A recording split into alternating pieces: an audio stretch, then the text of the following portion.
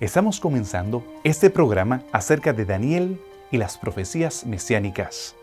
Hasta ahora hemos visto cómo Daniel desenlaza todo lo que tiene que ver con las naciones y los imperios. Pero todavía algo angustia su corazón y él le es presentada parte de una visión que tiene que ver con 70 semanas. El capítulo 9 nos relata acerca de elementos que él antes no había contemplado. ¿Qué acerca del Mesías? ¿Qué acerca del futuro de él? Y aquello que era inesperado para muchos. Si quieres estudiar profundamente acerca de Daniel y las profecías mesiánicas, acompáñame en este programa de Evidencias.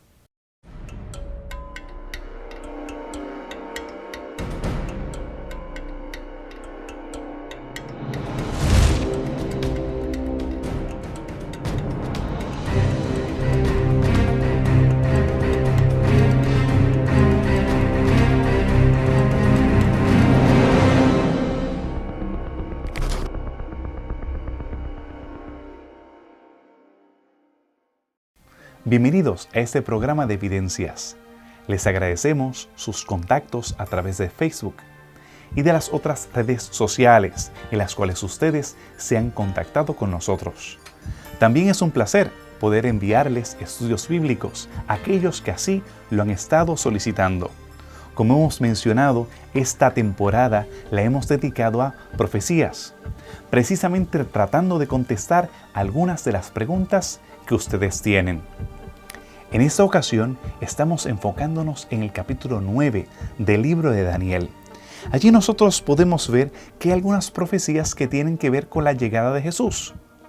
¿Cuáles son esas profecías que tienen que ver con la llegada de aquel libertador del mundo?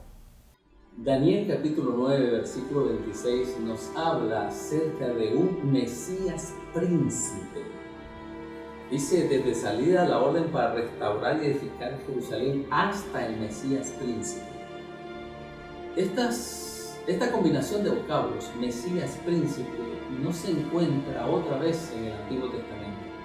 Es la única vez que encontramos nosotros la combinación Mesías príncipe. Sí está Mesías y sí está príncipe en forma separada. Por ejemplo, a los príncipes de Israel se les llamaba a aquellos que eran líderes. Los príncipes de Israel podría ser un rey, príncipe de Israel podría ser un sumo sacerdote, príncipe de la casa de Dios, y esta es la palabra Nagid en el hebreo. La palabra Nagid es bastante generalizada y se puede mencionar a diferentes personas. Por ejemplo, se hablaba de príncipe para David, para algunos reyes y para algunos sacerdotes, príncipe.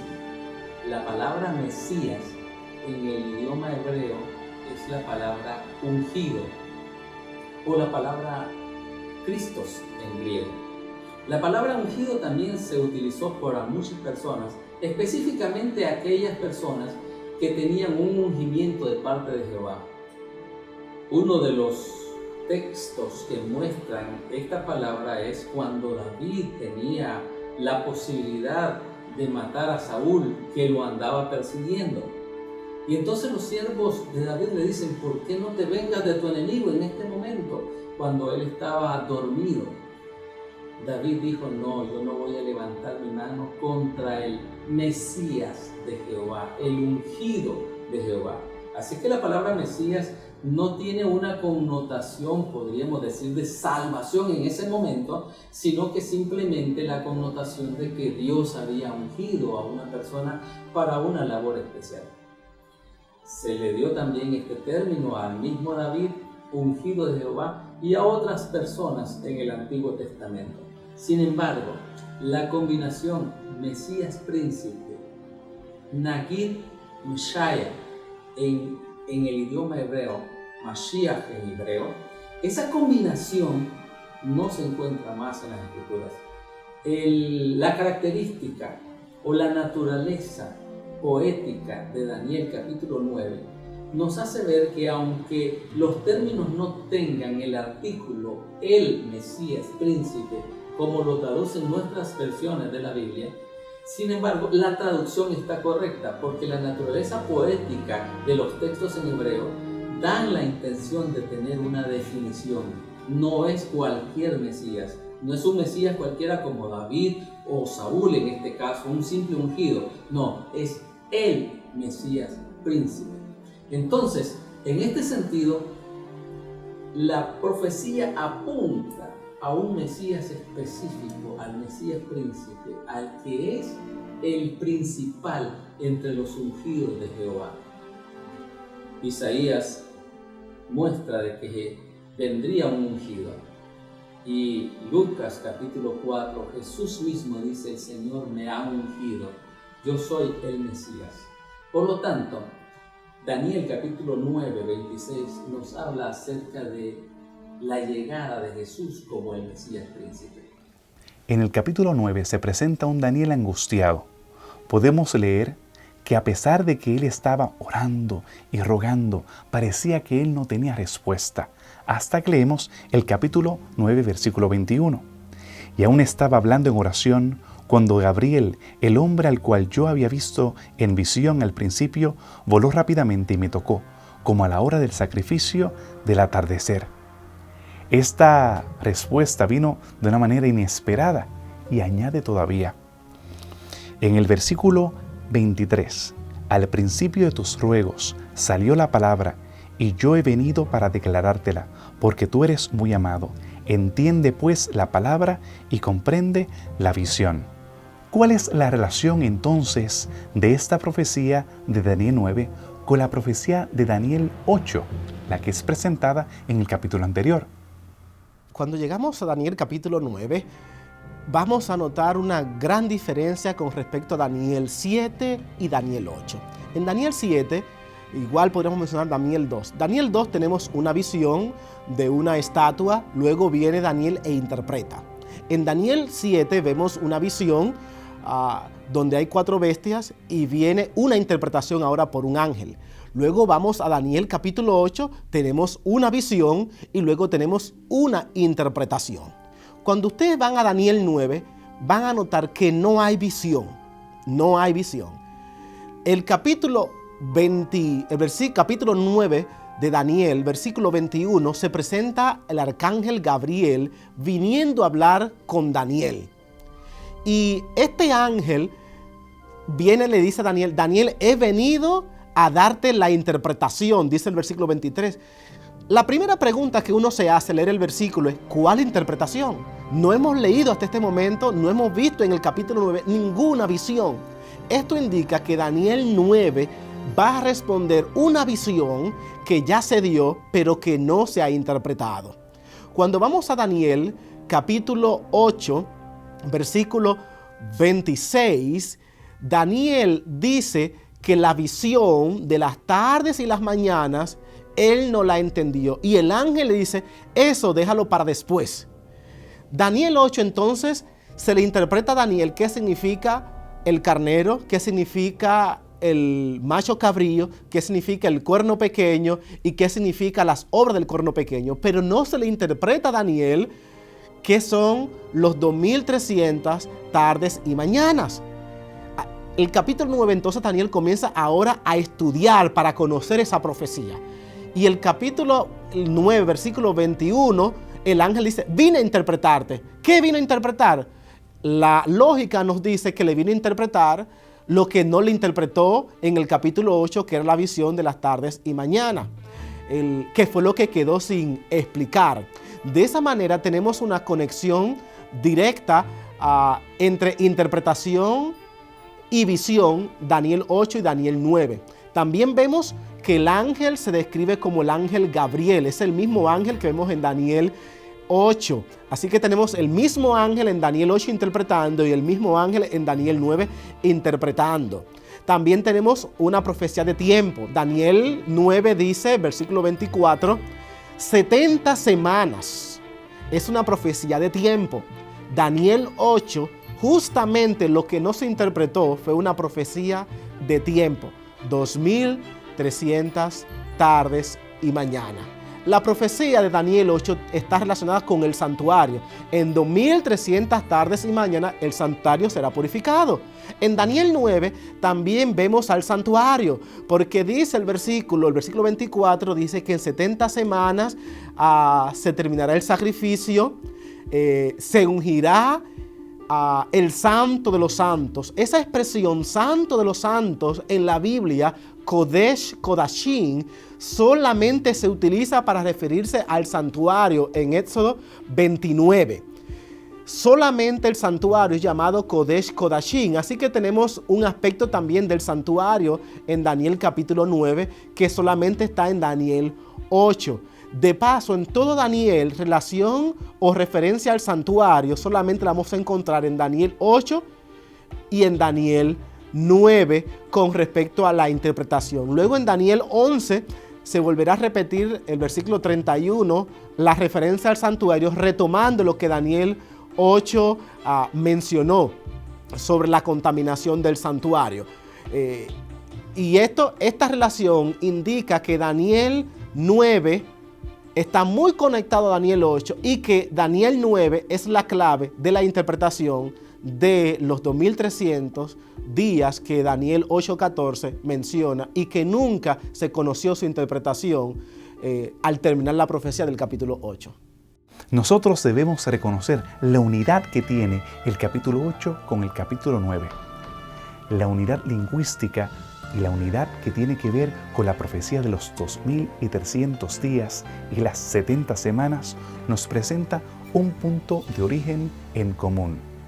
Es emocionante ver cómo Daniel tiene contestada la respuesta a su situación inmediata, aquello que realmente ardía en su corazón y también lo que iba a suceder en el futuro. Quédate con nosotros después de esta pausa, mientras continuamos analizando más profundamente esta enigmática profecía de las 70 semanas.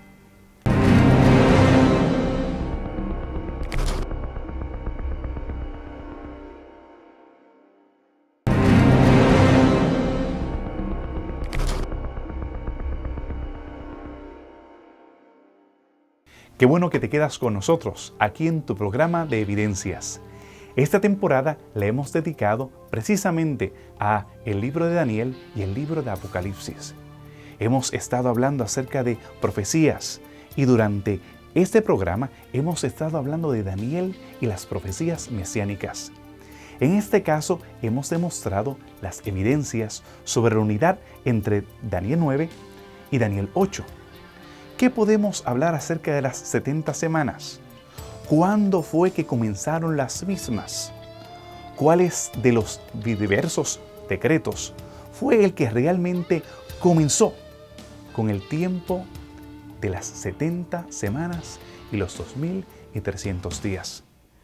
Daniel capítulo 9, versículo 25, dice que desde la salida del decreto para construir y restaurar Jerusalén, habrán 62 semanas y 8 semanas y los muros serán construidos en tiempos angustiosos.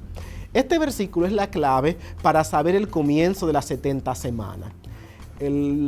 Tenemos 4 decretos al mirar el libro de Esdras de cuando Jerusalén fue restaurada. Estamos hablando que Jerusalén fue destruida en el año 586 por el imperio babilónico. Y los judíos fueron llevados exiliados a Babilonia. Después de este exilio estamos hablando que Jerusalén iba a ser restaurada. Hay 4 decretos históricos que tenemos que liberaron a los judíos. El primer decreto lo dio Ciro en el año 536. Esdras capítulo 1 nos menciona ese decreto. Tenemos un segundo decreto que la Biblia nos menciona en Esdras capítulo 4, que lo fue dado por Darío Darío I, que lo dio en el año 516.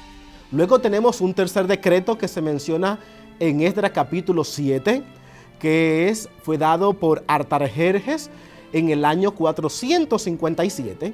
Y tenemos un último decreto dado por Artajerjes en el año 444, del cual el libro de Nehemías menciona.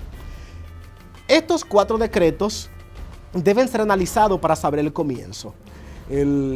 Muchos creen que el primer decreto es el cumplimiento de la profecía, pero la verdad es que solamente el decreto de Artajerjes dado en el 457, y que en este sentido sería el tercer decreto, fue el único decreto que dio permiso a la restauración de Jerusalén. El decreto de Darío en el capítulo 1 solamente restaura el templo.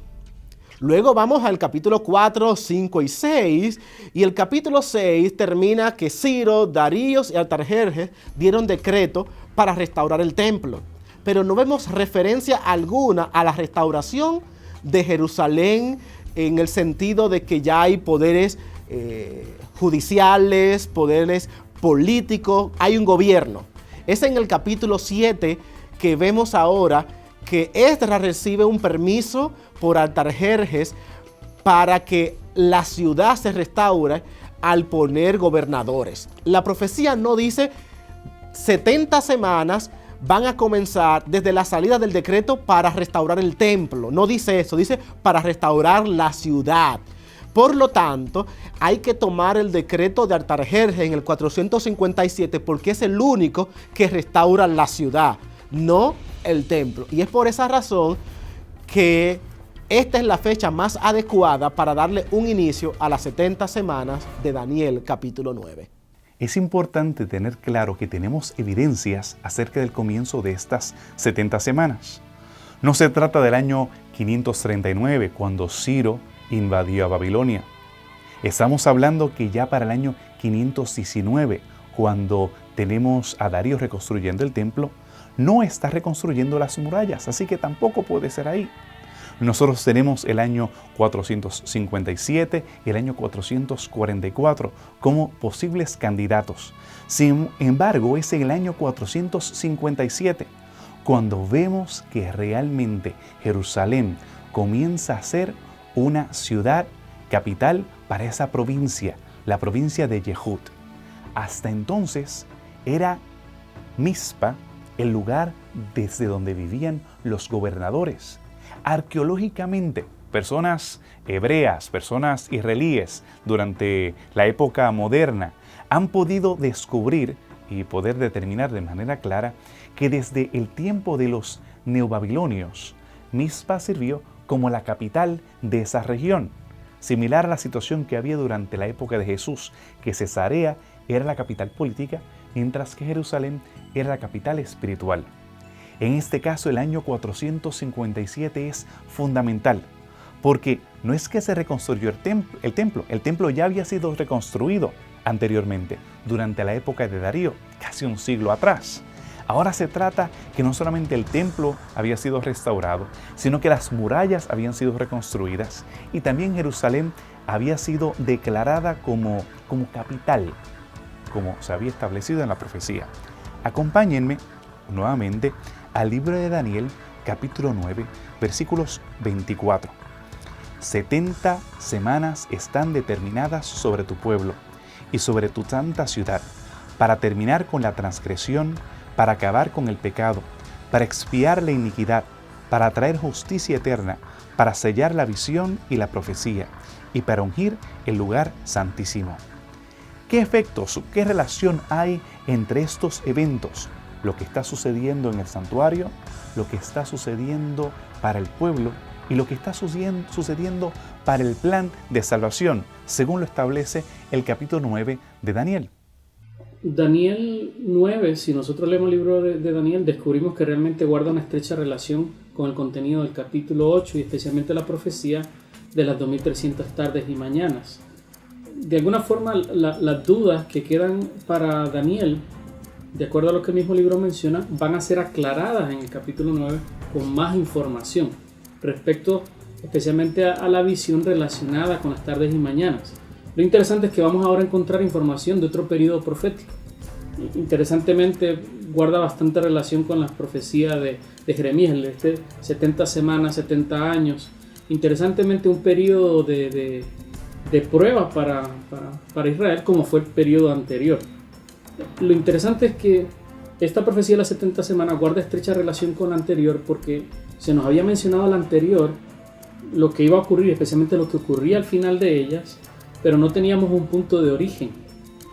Y ciertamente esa información era valiosa para entender cuándo podíamos identificar esta purificación, restauración o vindicación del santuario, de acuerdo a Daniel 8:14. Pero entonces es la profecía de las 70 semanas la que nos da un punto de comienzo para empezar a marcar estas 2300 tardes y mañanas, de las cuales entendemos 70 semanas de este periodo profético están cortadas de este periodo largo, con particular atención al pueblo de Israel. Características de la profecía nos indican que ciertamente tiene algo que ver con el santuario, y vamos a entender por el contexto de Daniel de qué santuario se está hablando, si es el santuario terrenal o si es el santuario celestial, un concepto que la Biblia lo destaca en varios otros lugares, empezando incluso desde Éxodo capítulo 25, donde a Moisés se le indica que la construcción de este santuario terrenal realmente respondía a una copia de un original que existía en el cielo. Así que entendemos por varios pasajes, incluso no solo de Éxodo, sino varios pasajes del Antiguo Testamento, que existía y existe en el cielo un santuario, una residencia de Dios, un templo de Dios, donde Dios opera y que guardaba estrecha relación con este santuario terrenal mientras operaba aquí en la tierra.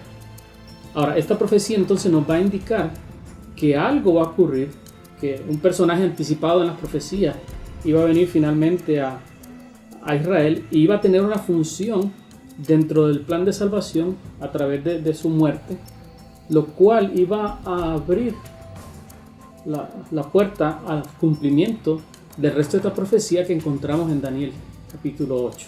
Y eso es lo que particularmente la profecía del capítulo 9 nos va a ayudar a identificar el cuándo comienza esta profecía y los eventos importantes que se van a destacar en este periodo que fue asignado al pueblo de Israel. Estamos claros en cuándo comenzaron estas 70 semanas, que son 490 años, según hemos estudiado en el principio de día por año. Sin embargo, cuando Daniel habla acerca de la última semana, está por ocurrir algo siniestro. A la mitad de la misma, ocurre algo inesperado. ¿Qué sucedió? ¿Por qué esto debió haber tal vez angustiado a Daniel? Si quieres escuchar y si quieres estudiar más profundamente acerca de esta última semana, quédate con nosotros después de esta pausa aquí en Evidencias.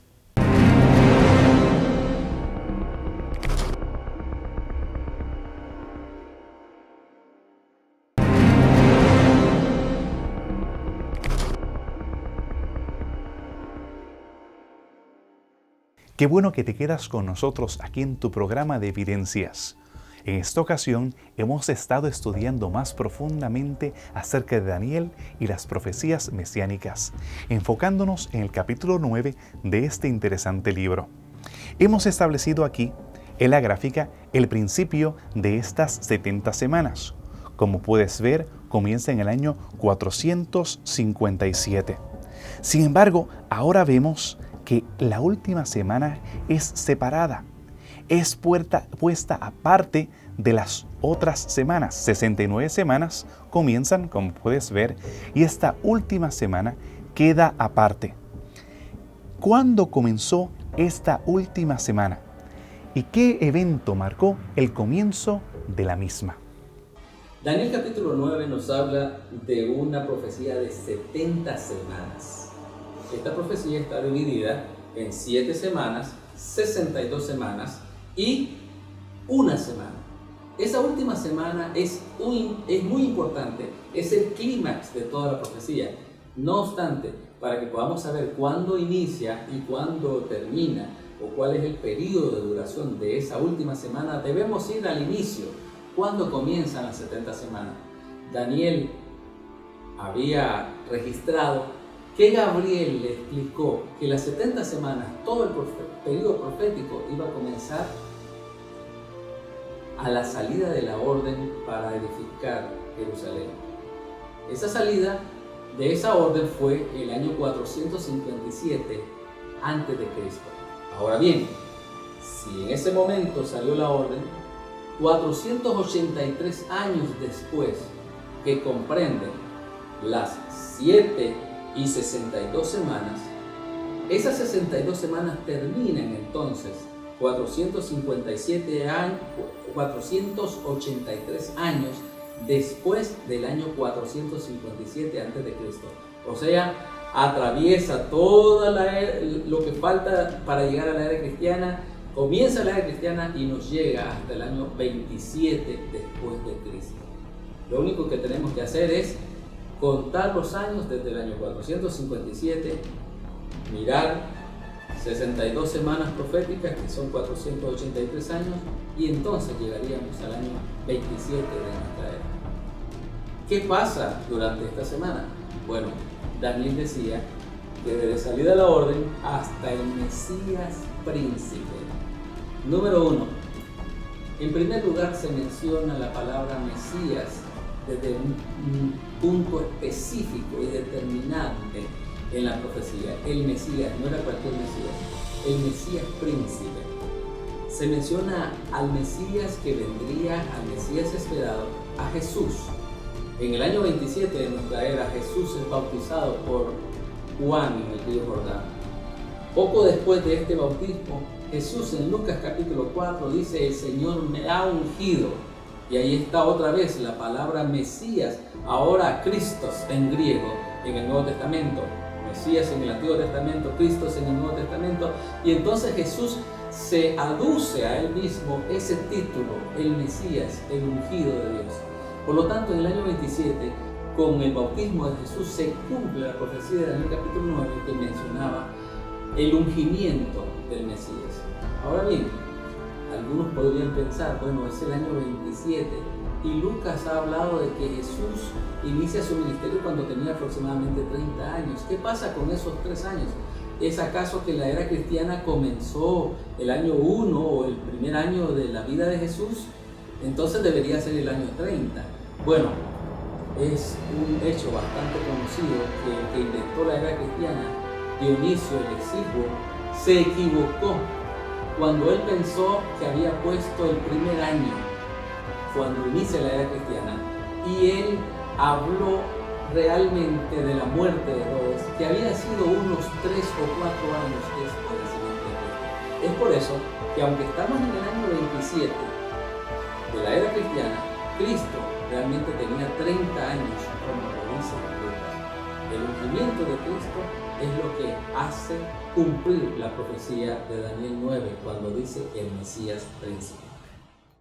Ahora no solamente tenemos clara la evidencia histórica acerca del comienzo de esta última semana, en el año 27 después de Cristo, sino que vemos que algo ha de suceder a la mitad de esa última semana. Y veamos ahora, si tenemos que el principio de día por año, tenemos 70 semanas, que son 490 años. Tenemos que esta última semana son 7 años, pero la mitad de la semana, el libro de Daniel presenta algo siniestro. En el versículo 26 del capítulo 9, después de las 62 semanas, el Mesías será quitado y no tendrá nada, y el pueblo de un gobernante que ha de venir destruirá la ciudad y el santuario. Con cataclismo será su fin, y hasta el fin de la guerra está decretada la desolación. Vemos que la vida del Mesías sería quitado 3 años y medio después de su ungimiento, precisamente en el año 31. Como lo establece la profecía, Jesús murió en la cruz del Calvario. ¿Cuál fue ese evento? ¿Y qué significó para la humanidad y para el plan de salvación? Daniel 9:27 nos dice que por otra semana confirmará el pacto con muchos y a la mitad de la semana hará cesar el sacrificio de la ofrenda. Esta última semana comprende del año 27 al año 34 después de Cristo. Pero la mitad de la semana, el año 31, es lo más significativo de la profecía porque dice que ahí se cesaría el sacrificio y las ofrendas. Cuando Daniel habla de sacrificio y ofrendas, se está refiriendo a el sistema del santuario, ¿qué pasaba? Bueno, todos los días había sacrificios y ofrendas para perdón de pecados. No obstante, a la mitad de esa semana profética, en el año 31, iba a cesar todo eso. No iba a tener más significativo, no iba a ser más ninguna significancia. El asunto es el siguiente, que el año 31 Jesús muere en la cruz del Calvario. Pero lo significativo es que dice Mateo capítulo 27 que cuando Cristo muere en la cruz del Calvario, Jesús dice, hecho está, consumado es. Y en ese momento en que Jesús muere, las rocas se parten, hay un terremoto, las rocas se parten y el velo del templo se rasga desde arriba a abajo. El hecho de rasgarse el velo del templo, que era muy grueso y que obviamente fue Dios, en una forma sobrenatural se rasgue ese templo. Es imposible que una mano humana hubiese rasgado el velo del templo que estaba entre el lugar santo y el lugar santísimo. Pero el hecho de rasgar vestiduras, rasgar velo, rasgar algo, es significativo. Por ejemplo, nos habla en el Antiguo Testamento, en el libro de Levíticos, el capítulo 21 y el versículo 10, hay una prohibición y se le dice al sumo sacerdote, tus vestiduras son muy santas, muy sagradas, por lo tanto, no las puedes rasgar. El sumo sacerdote no puede rasgar sus vestiduras. Esta ley que estaba en el Antiguo Testamento es violada por el sumo sacerdote en el juicio de Jesús, cuando él le pregunta, te conjuro por el Dios viviente, dinos si tú eres el Cristo. Y mientras todos están allí esperando la respuesta de Jesús y el sumo sacerdote se acerca para escuchar la respuesta de Jesús, Jesús le dice, tú lo has dicho y veréis al Hijo del Hombre viniendo en las nubes del cielo. En el momento en que Jesús se autoproclama ante la pregunta del sumo sacerdote que Él es el Mesías, que Él es el Hijo del Dios viviente, el sumo sacerdote viene y rompe la ley y rasga sus vestiduras. En ese momento dice, ustedes han escuchado, Él es culpable. Y entonces después sigue el juicio, termina la sentencia y lo llevan a la cruz. Pero el hecho de que el sacerdote rasgara sus vestiduras, violando la ley del Antiguo Testamento, esas vestiduras eran sagradas. Esas vestiduras simbolizaban el sacerdocio, esa intercesión o ese punto medio entre Dios y los hombres, el sacerdote que llevaba la sangre al santuario. En ese momento el sumo sacerdote está rompiendo con todo el sistema sacerdotal del Antiguo Testamento. Ya al romper sus vestiduras no hay más sacerdocio humano en el futuro. Y cuando Cristo muere en la cruz del Calvario, en el momento de decir consumado es Dios, entonces, ya no el sumo sacerdote, sus vestiduras, ahora es Dios el que rasga el velo del templo en dos, dando a entender que se acabó el sistema de sacrificios. Por lo tanto, esa mitad de la semana muestra que ya no habría más sacrificios de corderos, de machos cabríos, de becerros, y que ahora el verdadero Cordero de Dios había muerto en la cruz del Calvario. El libro de Hebreos nos dice varias veces esto, dice que la sangre de Jesús es mucho mejor que la sangre de los becerros y que de los corderos. El sacrificio de Jesús purifica mucho más, dice Hebreos capítulo 9, 29, 23 y 24. Y Cristo Jesús entonces estaba dando su vida en la cruz del Calvario para ser el pecador. Y hizo con eso el año 31, a la mitad de la semana, de esa última semana de la profecía de Daniel capítulo 9, hizo cesar el sacrificio y la ofrenda. Esta profecía es una de las más emocionantes en las Escrituras.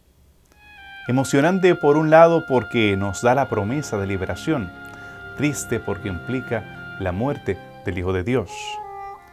Pero ¿qué tal del final de estas 70 semanas? ¿Qué podemos hablar de cuando terminen aquellos 490 años? Si quieres estudiar profundamente acerca de lo que sucede después de concluidas las mismas, quédate con nosotros después de esta pausa aquí en Evidencias.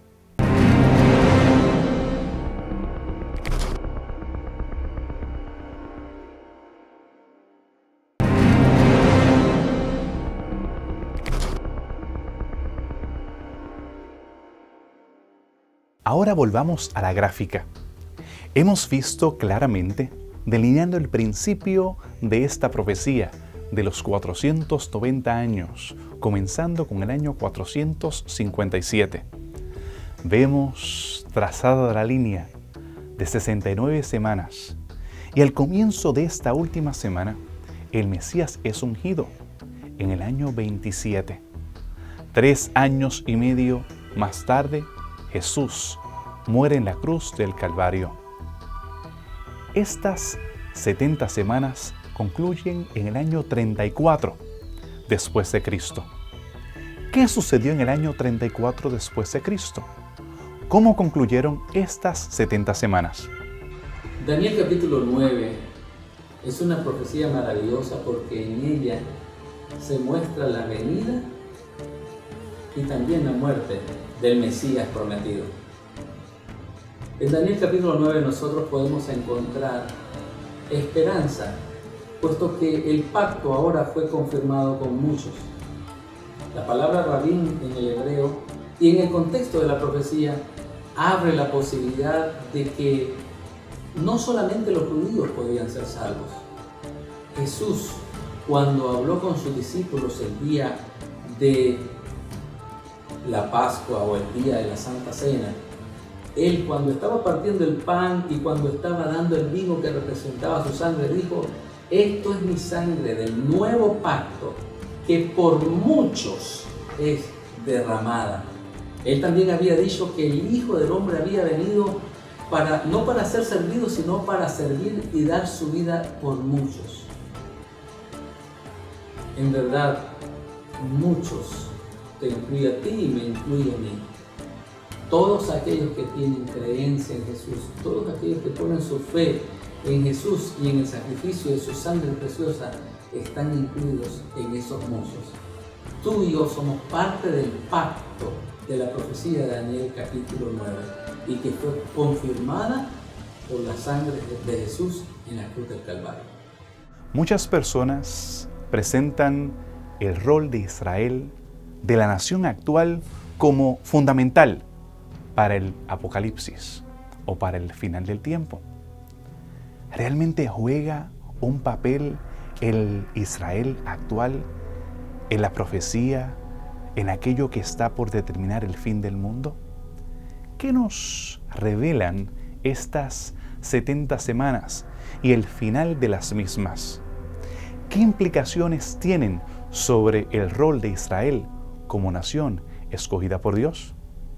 Bueno, definitivamente desde el llamado de Abraham, Israel ocupa, y su origen ocupa una posición muy importante en el plan de salvación. Dios, cuando llama a Abraham, lo llama con el propósito no solo de hacer de él una gran nación, que sería el aspecto de Israel como nación, pero el propósito de crear esta nación es que a través de lo que Abraham iba a recibir de parte de Dios, él podía ser una bendición para todas las familias de la tierra a través de su simiente.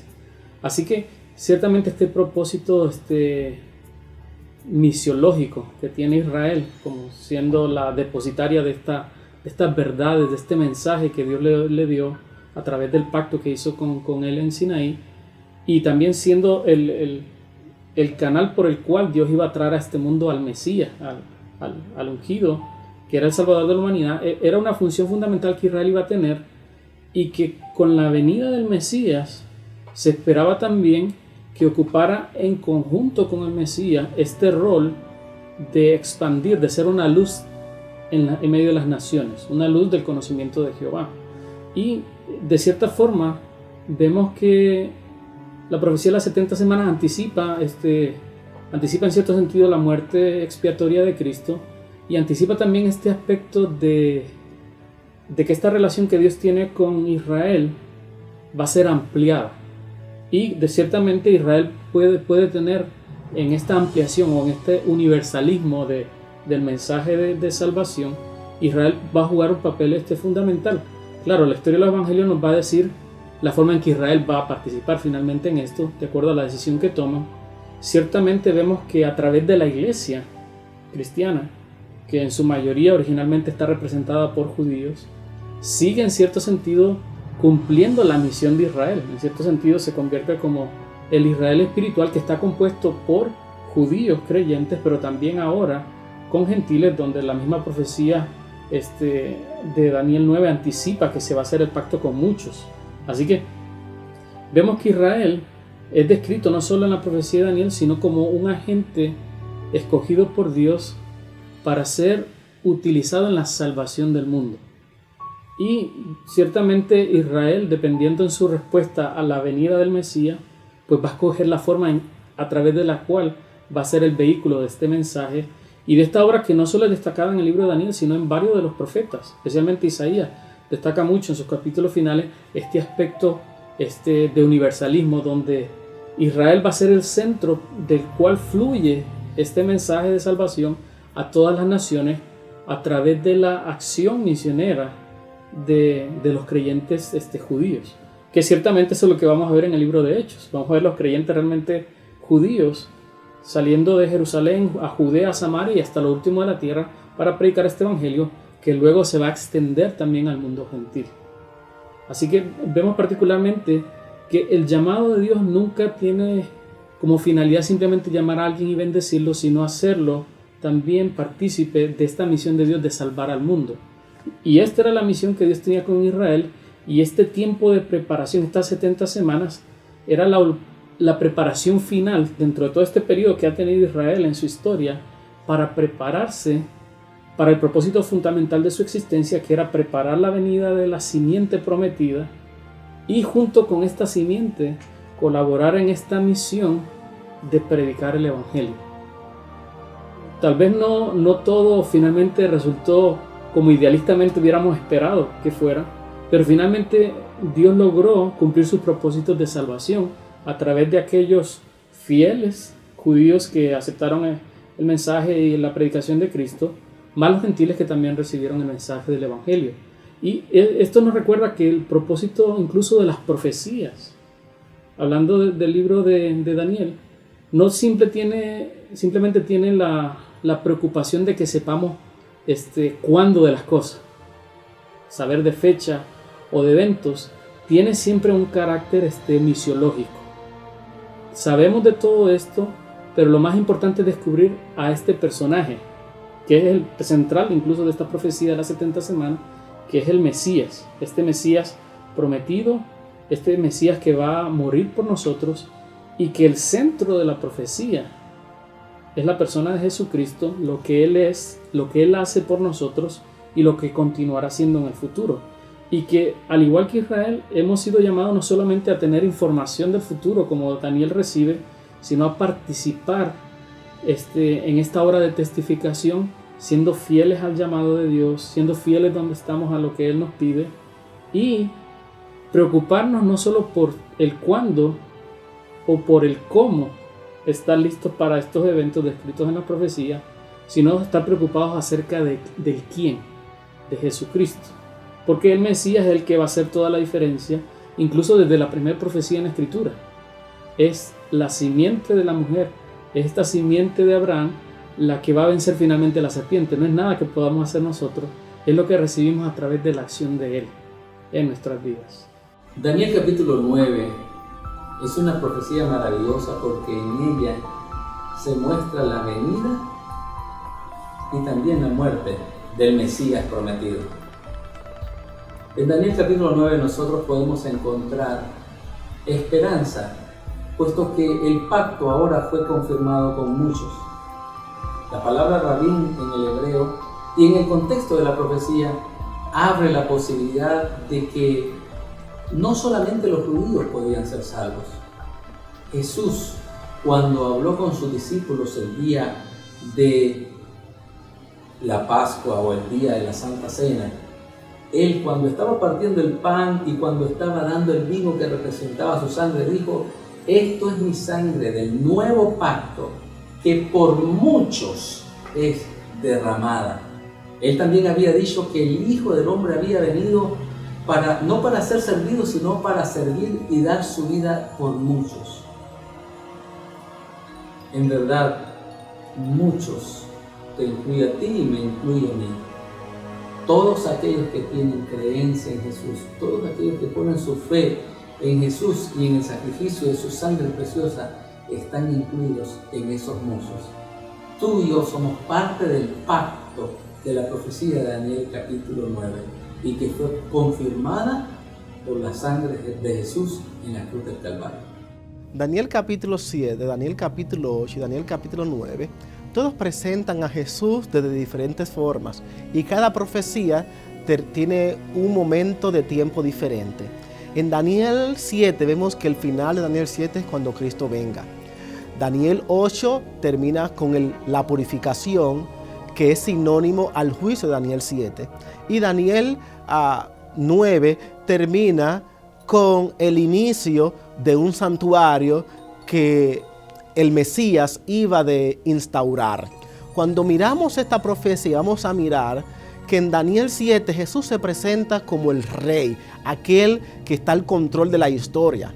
En Daniel 8 a Jesús se presenta como ese ser que intercede por nosotros como un sacerdote en un santuario celestial purificando nuestros pecados.